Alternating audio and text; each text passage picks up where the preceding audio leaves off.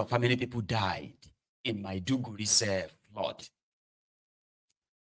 But this is just a bit of a cap on it. When Shettima went there yesterday, how many of you remember last night when I said they will go soon, they share rice now? Because I was expecting the NEMA and other federal rescue agencies to be in Borno State, even the Borno State government as well. I was expecting to see some rescue missions, support system, and all of that stuff, flooding in, like going straight into Borno State. I didn't see any. Shettima went there yesterday and he promised them that, sorry about this flood, we will give you 50 trucks of rice. You say the economy is in tatters, they offer you rice. You say there is insecurity, they give you rice. You say there is unemployment, they offer you rice.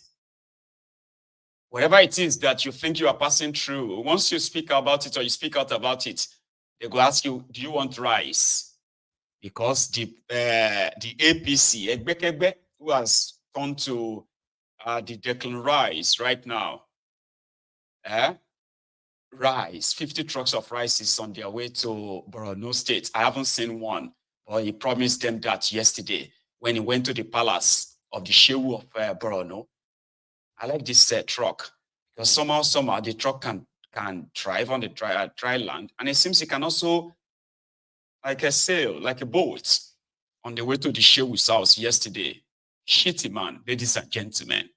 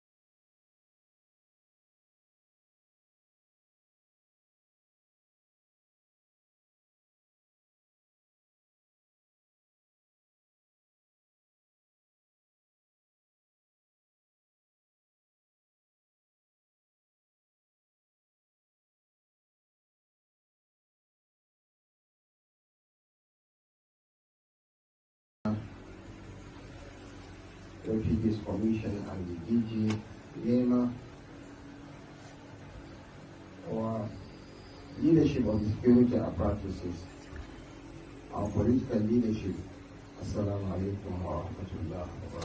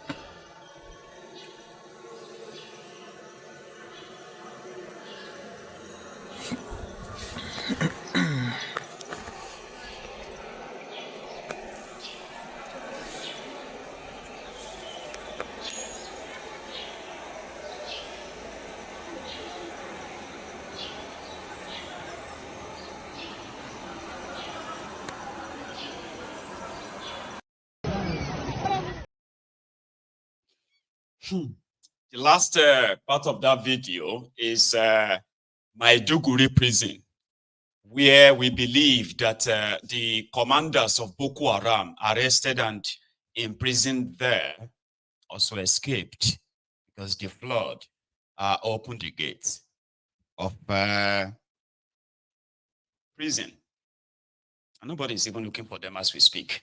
Okay. So when I see the trucks going to Borno State, 50 truck of rice, I would share that with you too. But he promised them that yesterday. He said, oh, we'll give you rice, 50 trucks. Rice. I'm not going to chop rice.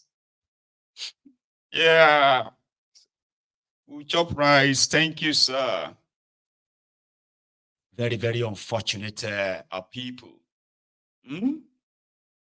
Polapenga, I got the news that some of our people got returned back from UAE yesterday.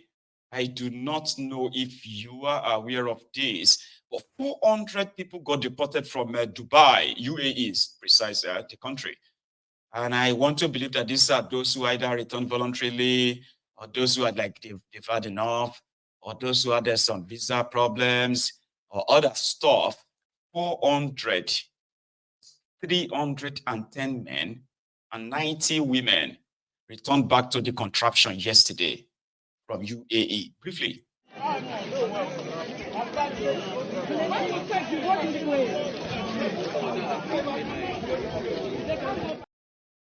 So to you. And finally, here, no, not finally though, right? Here is a special message from a pensioner to Tifnumbu, NLC, and the rest of them. Life hard. And some of these, our older people, they probably didn't really plan for this. That's why I feel sorry for some of you who are still young right now defending this contraption. I don't know how you're going to live your old age when you realize that to serve Nigeria is not by force. It's actually a thing to save yourself from this sort of poor old age. When you finally retire, how do you give all your youth to a country only for you to live the rest of your life in penury? Only in Nigeria. I never wished I would address a press on the matter before us, but there's nothing we can do. I remember the words of Martin Luther when he said, a man dies when he refuses to stand up for justice. He said, a man dies when he refuses to stand up for that which is right. A man dies when he refuses to stand for that which is true. And therefore, people should speak the truth. To do otherwise is cowardice. Ladies and gentlemen of the press, the struggle for the downtrodden pensioners of First Bank started far back as 2008. We applied every non-industrial relation practice in collective bargaining, but there has been no respect and or positive response from the management of First Bank. Firstly, we requested the bank to tell us how much is the value of our pension fund kept as security. Although the case is before the court now, we got judgment that yes, if you are a customer to the bank, you deserve the right to know how much your amount is, your balance is, and where it is kept. They have not done that to us. The case is before the bank, so we will not go into details. We have had several calls to call them for a meeting, but they have refused. For the avoidance of doubt, it is important to note that efforts made by our good selves, including the intervention of the Federal Ministry of Labor, the National Union of Pensioners, headquarters here in Abuja, even the Nigerian Labour Congress, yet First Bank has remained adamant. The continued refusal of the First Bank management to respect agreements led us to picketing in our Ibadan and Kaduna main branches in 2016. Unfortunately, and shamelessly too, the bank, in a show of ignorance to workers' rights, took us to court, asking the court to restrain us from picketing. And the court gave judgment and said, well, the industrial court, that workers have the right to protest. They went to take an appeal and ran away since 2016. For the past 15 years, you are aware of the labor laws, the law that every 5 years pension must be reviewed. For over 15 years now, First Bank have not reviewed her pensions. We have made efforts to request them for a roundtable discussion. To that effect, they have constantly refused. Most of us work in the bank for over 30, 35 years. And it's just like the case of throwing away the baby and the water, or refusing to look at the grease that lays the golden eggs. It is sad to say that the poor condition which the First Bank pensioners have been treated has caused untimely death to so many of us. Unfortunately, people will die, yes, but there are some ill health sicknesses that should, under normal circumstances, be taken care of. 15,000 naira per month. What can you do? You can't buy my BP drugs or sugar drugs. You cannot. It cannot even take me from my village or from my house to the town where pharmacies are. That's the pains we are going through. In 2018, the pensioners again picketed Kumasi House here in the central area. And our Marina branch, also at Ibadan branch.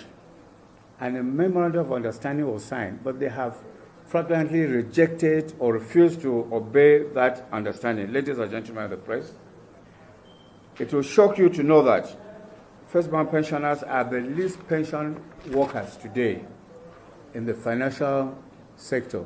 Can you imagine, like I said, we are paid pension from 4,500 per month, 8,000 per month, some 15,000. I receive a pension of 16,000 per month. Those who grow up to the rank of deputy general managers or general managers collect as low as 60,000 per month. Considering the economic situation in Nigeria today, what can that fit a family? Assuming just my wife and I, how much is a mudu of rice today? How much is whatever? So that's it. Today we call on the management of First Bank to resume negotiation. That's the purpose of our gathering here. We want to ask management to resume negotiation.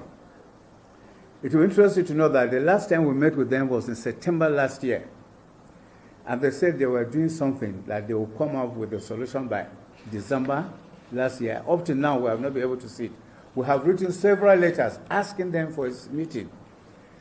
In fact, in December, they never wrote us until 2 weeks ago, after many letters, and after the threat to picketing before they wrote us.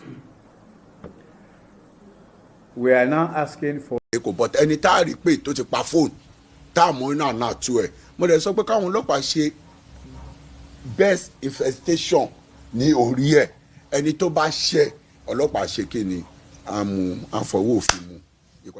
I hope they do the best infestation, because I can't imagine as a pensioner living, having somebody said it, the Americans call it the 401k.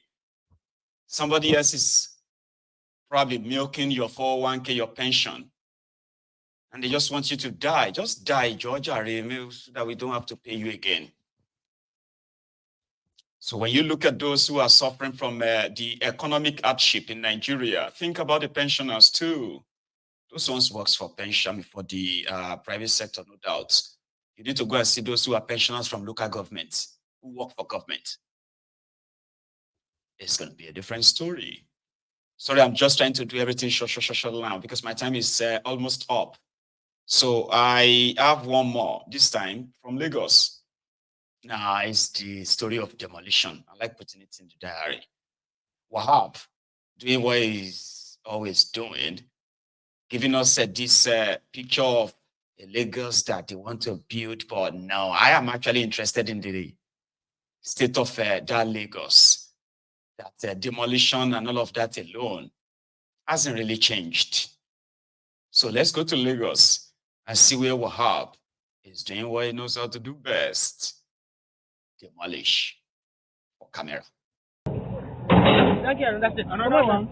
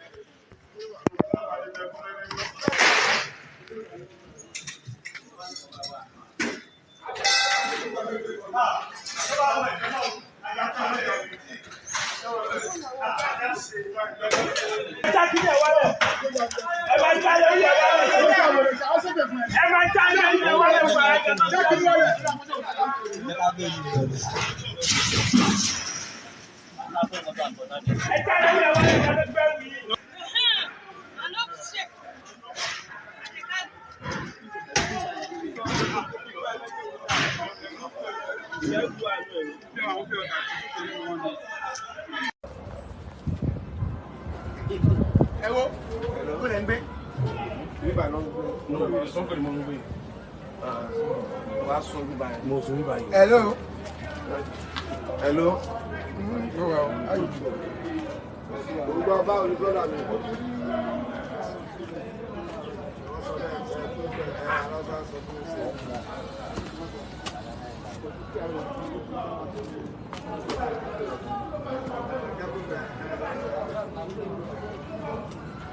Madam, if you have anything inside that place, pack it. We are breaking this thing down today. No. Now, this thing is going down.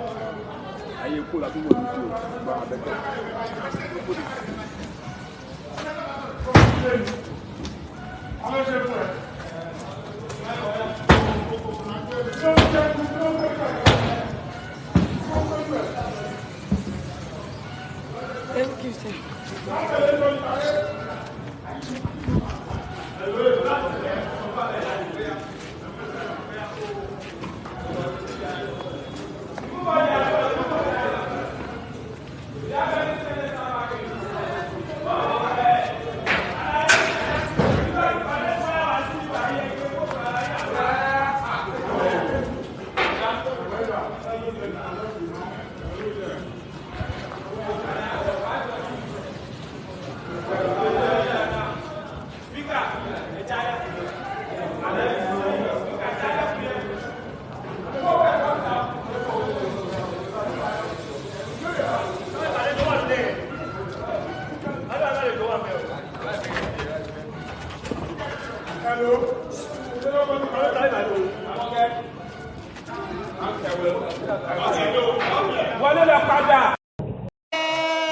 The great youth of Nigeria. Great. Great, Great. great, Great. great, Great. great, Great. greatest, Yo, great. On that note, I'm going to draw my own curtains, right? And then open the line. For those who might want to add or say one or two things as well. Thank you so much for spending your evening with me again. Now, if you really have to go, you know what to do. Do not leave without paying your own offering, like the broadcast. That's all you need to do. But if you still want to be with us for the next hour, then you probably will need to grab your phone. If not, then sit back and enjoy the next or the last chapter of this chat tonight. So I'm going to take a quick break. And when I come back, I'll take calls. Thank you. Thank you.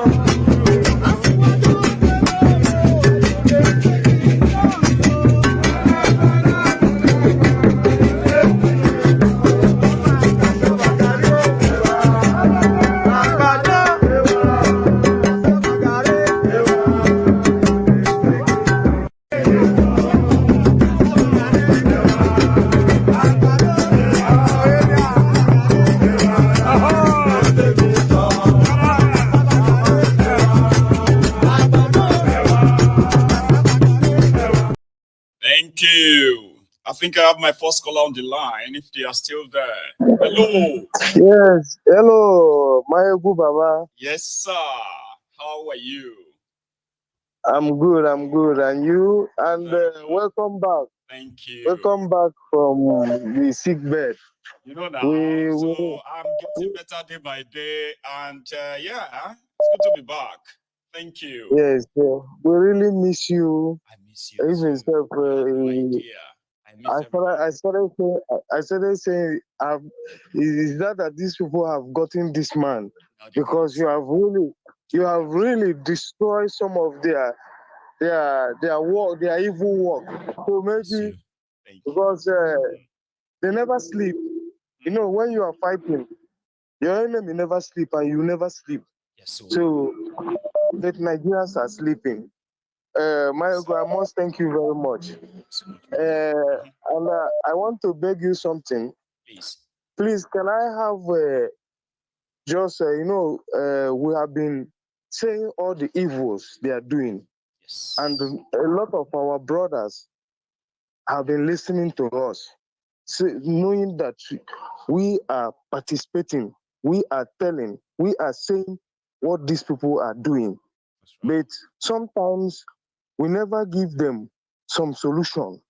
Because if you tell people what is the problem, you should provide some solution to them.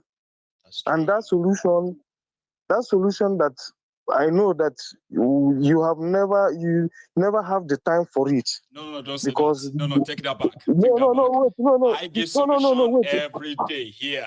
Okay? Don't say I don't have time. You don't understand. No, not you. Listen, not me. Not you. Yeah, the situation. I'm not going to do it for them, but yeah, go on. The situation never warrant them or warrant the people listening to do something on their own self. That because it's not me. Or not yes, us. now I'll say, but go on. that's what I'm saying. Because if you are telling people this is what, and they have never even thought about what you are telling them to even change. Act on They can it, never but change. that is not on To us. act on it, Mhm. so they can never.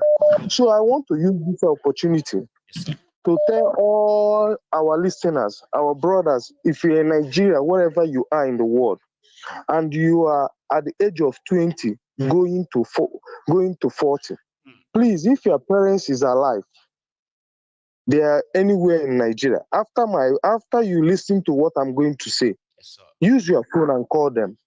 Please ask your parents that is good. They are getting to their grave now. Ask them, please, is this society, this evil society they are trying to live for you people? Ask them this question. Even if your father is a president, whatever your father is, ask your father and your mother, is it this wicked civil world you society? want to leave us Is it behind? this wicked society that you know that your father is part of the evil they have been doing to the people? Now, ask them. If they tell you, yes. Now, let me come to my message to all Nigerians, wherever you are. Please, ask yourself, wherever you are sitting down in your closet, that what we are fighting for, does it really worth it? Does it really worth killing somebody to survive? Making unaliving people to survive? That Nigeria has turned to survival of the fittest. You must oppress somebody to eat. You must